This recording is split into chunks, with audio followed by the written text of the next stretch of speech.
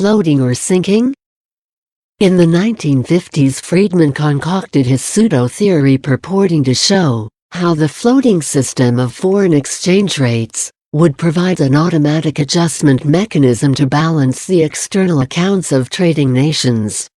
By implication, a gold standard was not a prerequisite of bringing about equilibrium in foreign trade.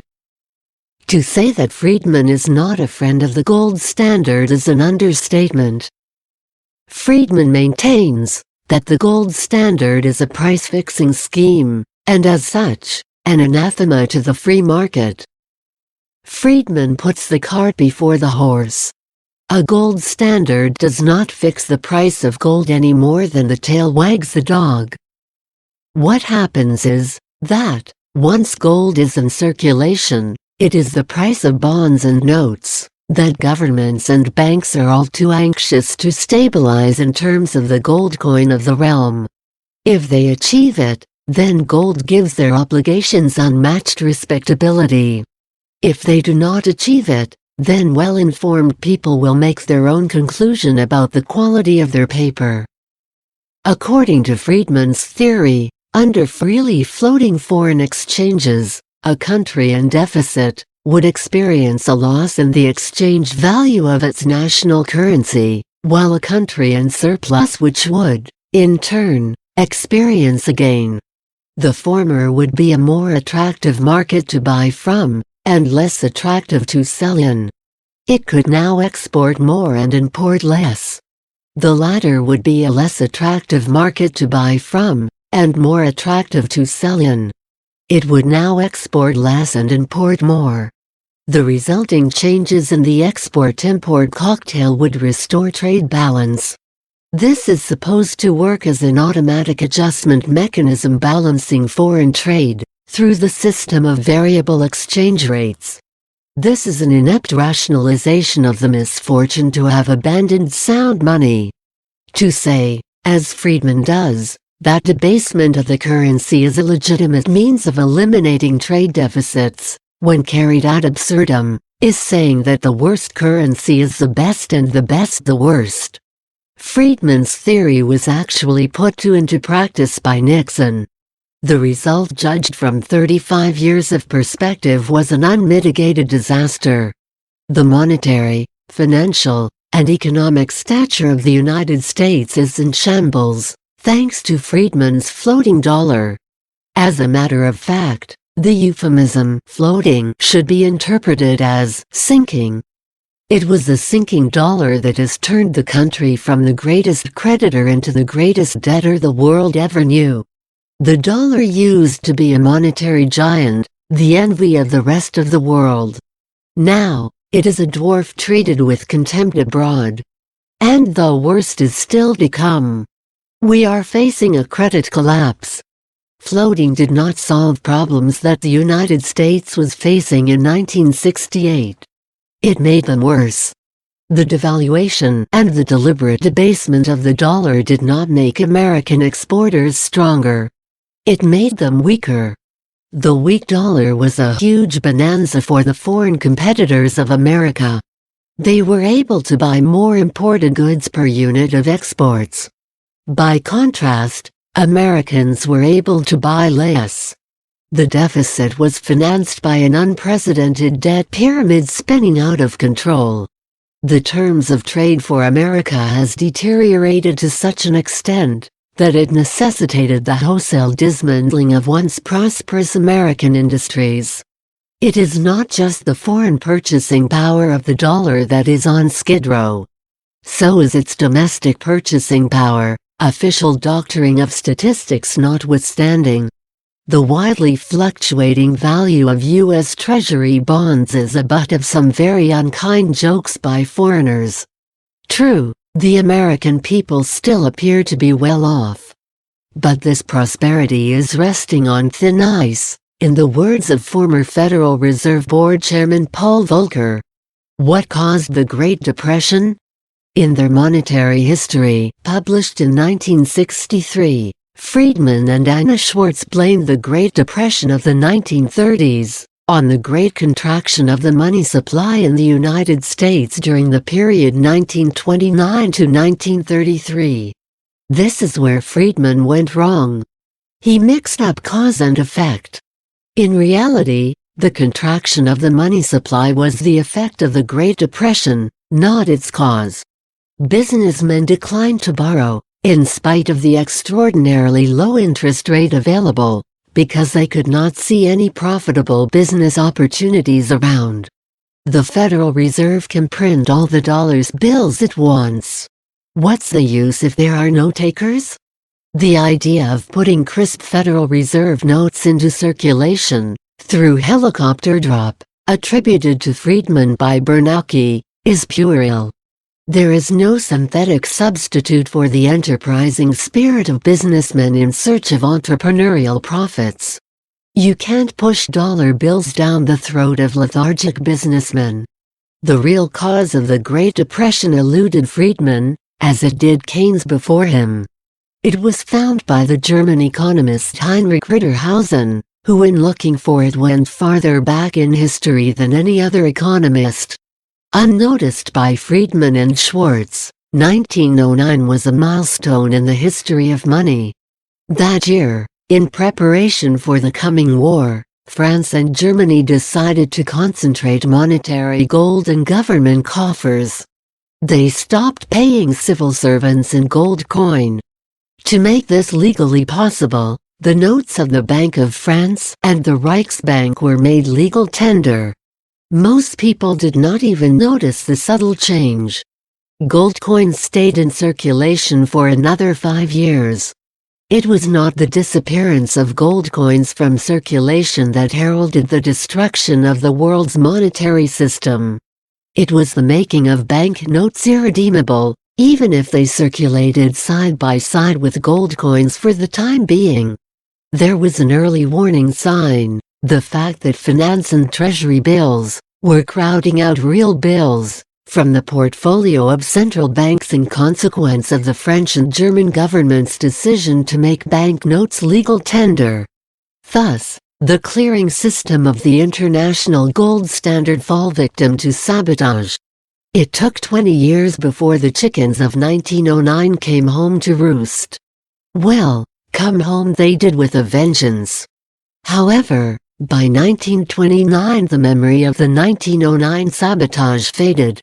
No one suspected that a causal connection existed between the two events, making the banknotes legal tender and the wholesale destruction of jobs 20 years later. Permit me to elaborate. Real bills doctrine. Friedman calls himself a monetarist, meaning that he is a devotee of the quantity theory of money. Like all quantity theorists, he is a sworn enemy of Adam Smith's real bills doctrine. He has never understood completely the market in real bills, as it existed before World War I, the function of which was to serve as the clearing system for the international gold standard. When the victorious powers dictated their peace terms after the cessation of hostilities, they intentionally disallowed the international bill market to resume its former functions. They wanted foreign trade to follow a political, rather than an economic agenda, in this case, to keep their former adversaries on short leash. At the same time, they wanted to retain the outward trappings of a gold standard. They failed to realize that sooner or later the gold standard would seize up without the support of its clearing system, the bill market. Worse still, they failed to see that world trade would contract severely as a consequence. Worst of all, they were too obtuse to understand that the elimination of the bill market would be followed, albeit with some lag, by a horrendous and intractable unemployment problem confronting the entire world. This was correctly foreseen and predicted by Ritterhausen in 1930. Had the victors allowed the market in real bills to resume its proper functions, after the signing of peace treaties, world trade would have recovered quickly, and the international gold standard would have continued to hold sway over the world. On advice from upright economists, Sensible governments would have realized that legal tender laws were thoroughly bad, and would have removed them from the books. The charters of central banks barring finance and treasury bills from the portfolio could not have been violated with impunity. In that milieu there would have been no Great Depression. World trade would not have vanished. The horrendous worldwide unemployment would have never occurred. Destruction of the wage fund. The fact of the matter is that prior to World War I, wages of the majority of workers, namely all those engaged in the consumer goods sector, were financed by the international bill market. This is a point that eluded not only Milton Friedman, but Ludwig von Mises as well. They missed the fact that the consumer was the ultimate paymaster, and he would pay on the dot, provided that he had access to gold.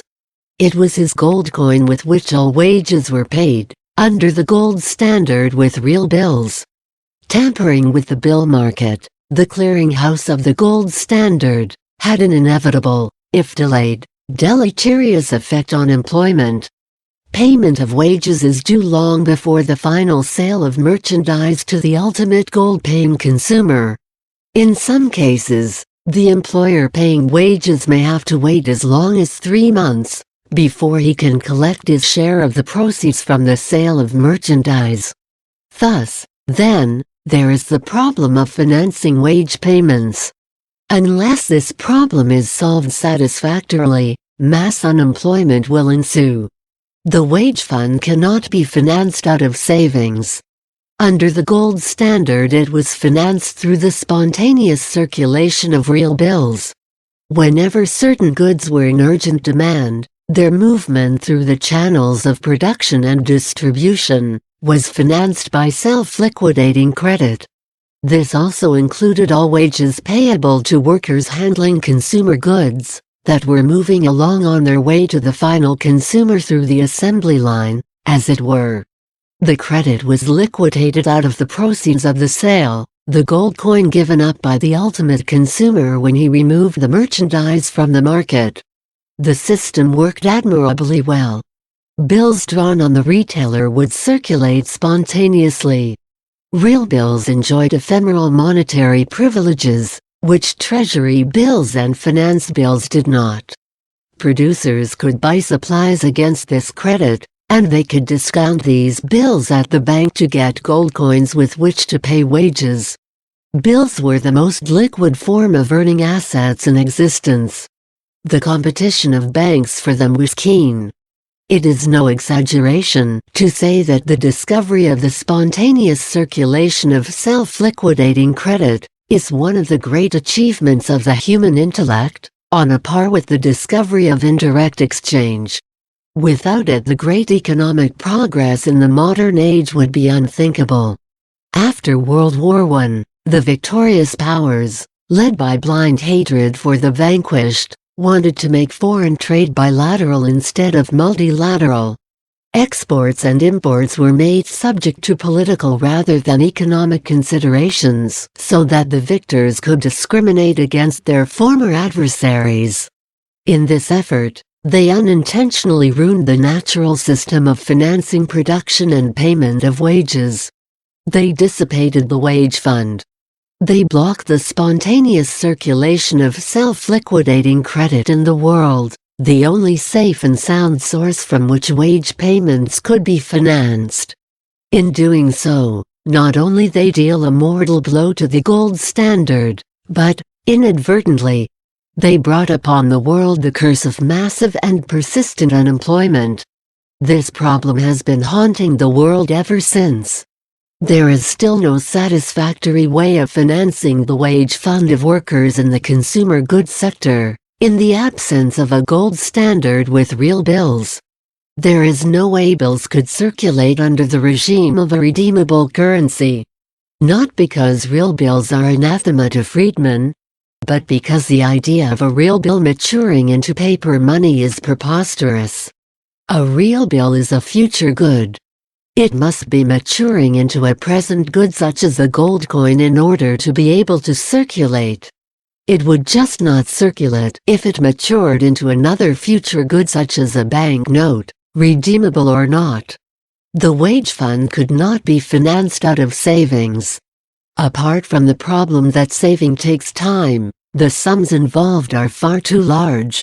The idea that the working class can save the funds, out of which it can pay wages to itself, is no less preposterous than the idea that soldiers in the field can lift themselves up by their own bootstraps.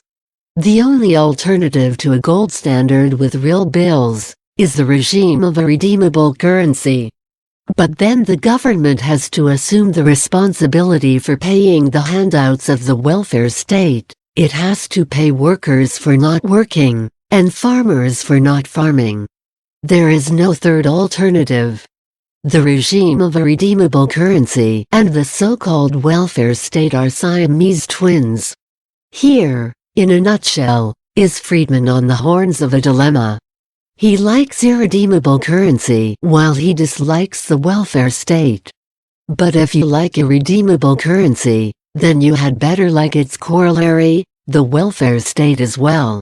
Nor does the problem end there, since fiat money cannot be a permanent arrangement of society. Unless it is stabilized by returning to a gold standard, it will collapse, after having caused a lot of mischief in the economy, as convincingly demonstrated by monetary theory and history. Optimal rate of increasing the stock of money. Of course, Friedman says he has a panacea in mind for all the economic ills of the world. Just entrust the issuance of high-powered money at a steady optimal rate to the Federal Reserve. He was jubilant when his mentor Arthur Burns was named as chairman of the Federal Reserve Board. If anybody, he could do it. He could put the tenets of monetarism into practice.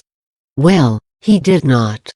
Neither could other chairmen, Bernanke's apology on Friedman's 90th birthday notwithstanding.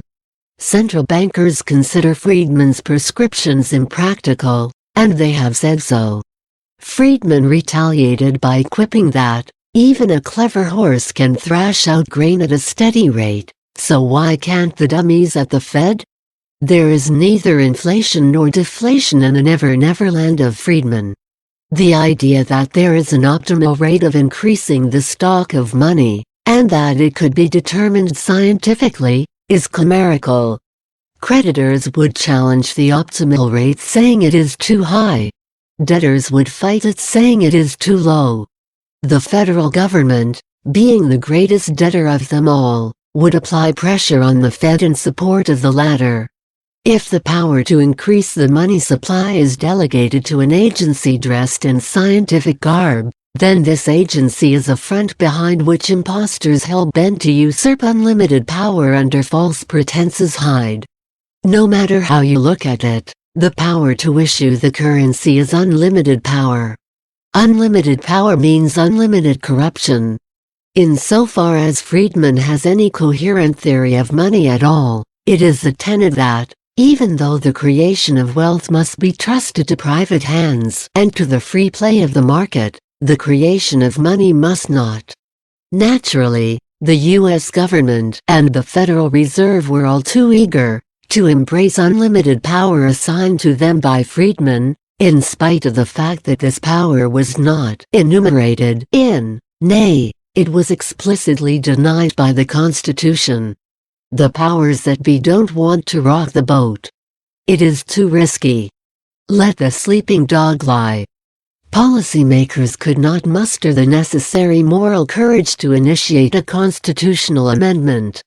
They would rather live with the odium of running a blatantly unconstitutional monetary regime. Be that as it may, the next dollar crisis will force the issue. In Two Lucky People, written together with his wife Rose, Friedman said, "We do not influence the course of events by persuading people that we are right, when we make what they regard as radical proposals. Rather, we exert influence by keeping options available when something has to be done at a time of crisis." Well, Mr. Friedman, crisis is knocking on our door right now. It is a dollar crisis dwarfing that of 1968, or any monetary crisis in all the history of money. Do you mean to say that the option to rehabilitate the gold standard